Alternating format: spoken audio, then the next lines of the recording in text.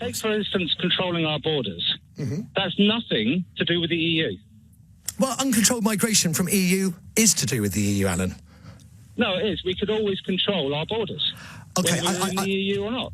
Listen, time is short. It makes no difference, and they've used it as a scapegoat to get their way, to be able to short the pound and get their mates rich, which is what's happened. Alan, you might be right on that, but I suspect that uncontrolled migration from the EU was, in fact, uncontrolled migration from the EU, whatever you think, but we'll agree to disagree.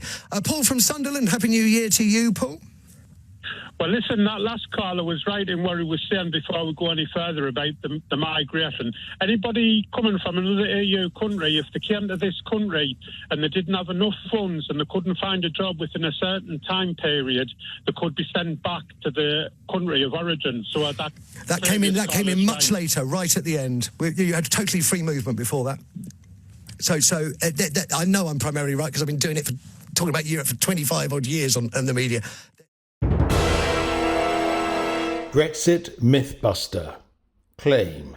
Free movement meant uncontrolled migration. Wrong. Fact. When in the EU, everyone entering or leaving Britain had to pass border controls. Fact. EU citizens could be refused entry or expelled if they posed a risk to the country. Fact. In the 3 years to March 2017, the UK removed over 12,500 EU nationals. Fact. There were rules to prevent EU citizens staying here unless they could afford to do so. Fact.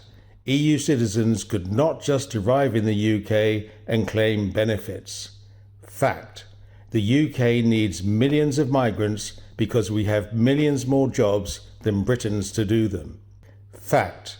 Before Brexit, EU citizens mostly came to Britain for jobs, and if there were no jobs, they mostly didn't come or didn't stay.